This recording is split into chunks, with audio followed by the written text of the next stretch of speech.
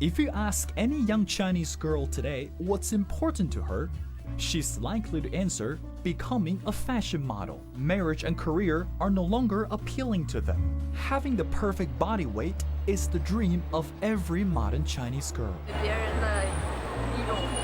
Every girl knows the truth. Inner beauty is somewhat important. However, most people believe good-looking girls are still more popular. Chinese social media weight loss contests inspire young female millennials to pay close attention to their weight. The contests require them to use printing paper as a way to measure excess body fat. I always pay attention to my weight. It's important to me. Being on a diet has been my favorite choice to avoid gaining extra weight. Many Chinese girls go on diets to attract or keep boyfriends. Some fear their boyfriends might compare them to other slimmer girls. Japan was the first Asian country to report an increase in eating disorders among millennials. China is now the most recent to report this growing problem. A 2009 study found that eating disorders are prevalent among large Asian countries. Most of them habitually use laxatives to lose weight. The practice is spreading among college women, with 43% of them now identified as at risk for an eating disorder. Among Christians, few of our sisters in my church are suffering the same problem. We need to remember God's word. Our body is the holy temple. We ought to honor the temple by appreciating our bodies. This was the scene captured on cell phone video Monday. 47-year-old Charles Kenzie, unarmed, laying on his back, hands raised in the air. Shut up! The younger man sitting next to him is autistic and escaped from a nearby facility. Kenzie is his caretaker there. He has something in his hands. All units use caution. He has something inside of his hands. Police say they were responding to a 911 call of a man with a gun threatening to commit suicide. An object can clearly be seen in the young man's hand. The guy is loading up his weapon. The object was a toy truck.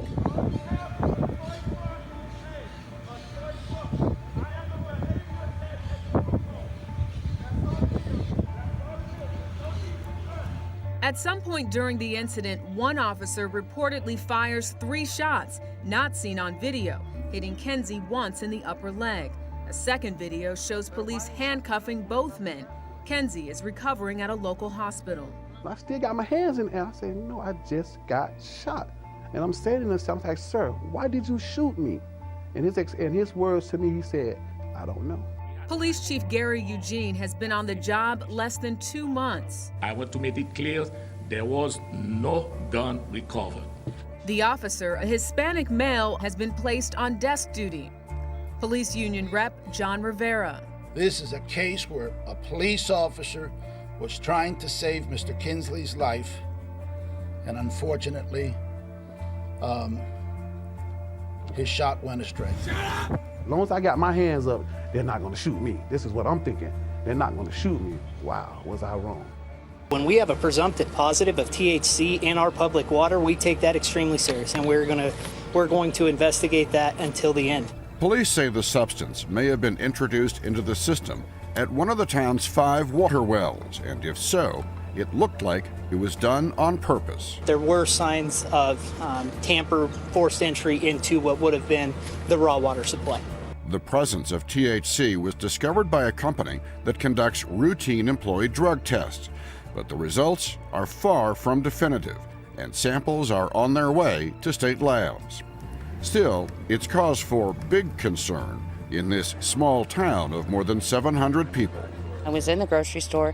I was in there about 10 minutes, and in that amount of time, people had rushed in and sold out of the water. This causes a real concern, because if it happens in Hugo, Colorado, it can happen any place. Colorado law permits the legal sale of medical and recreational marijuana, but counties can decide whether or not to allow it. Hugo, part of Lincoln County, does not contain any commercial pot sale operations, but people can grow restricted amounts at home.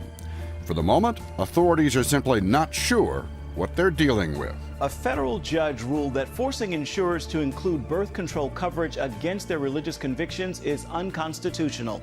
Missouri Senator Paul Whelan and his wife filed a lawsuit arguing being forced to pay for birth control coverage in their state health insurance plan violates their Catholic faith.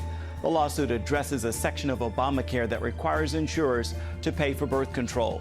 The judge ruled the birth control mandate is a unique burden on their religious freedom. A routine decision parents make, choosing clothing for their kids. You want to get dressed?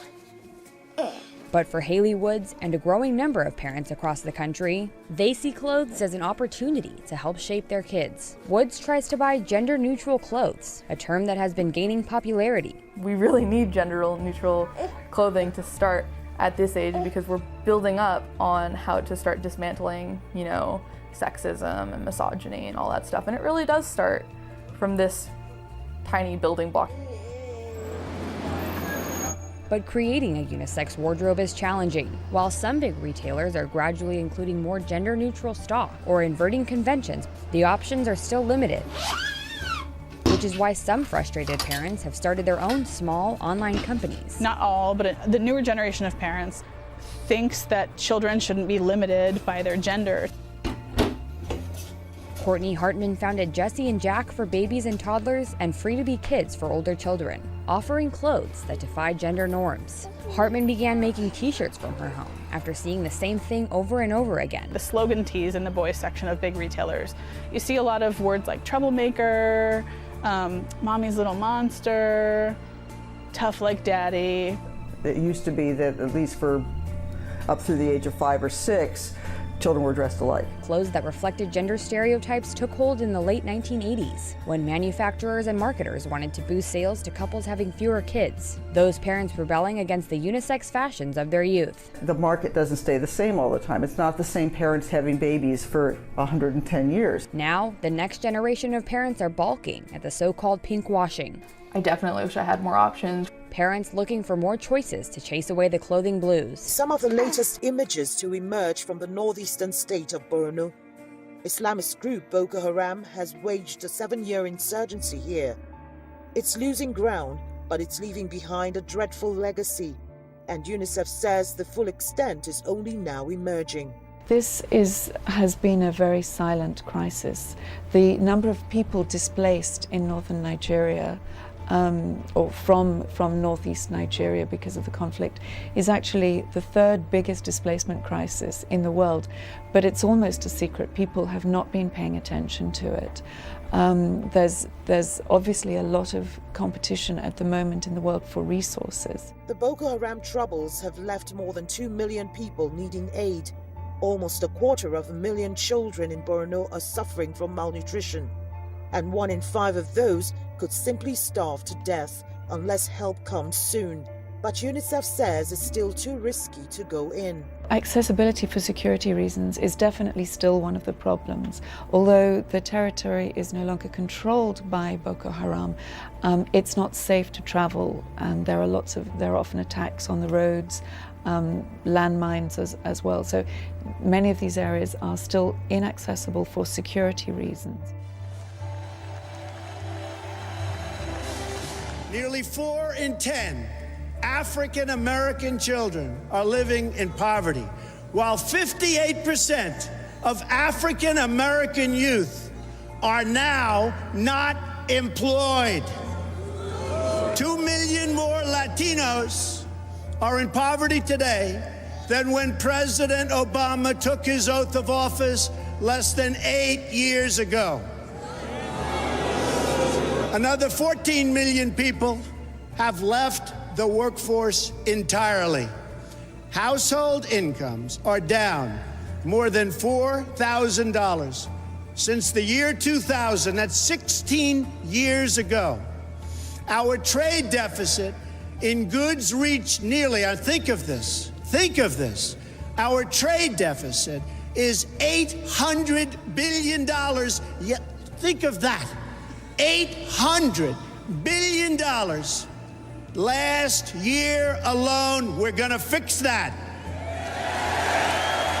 Big business, elite media, and major donors are lining up behind the campaign of my opponent because they know she will keep our rigged system in place. They are throwing money at her because they have total control over every single thing she does. She is their puppet, and they pull the strings.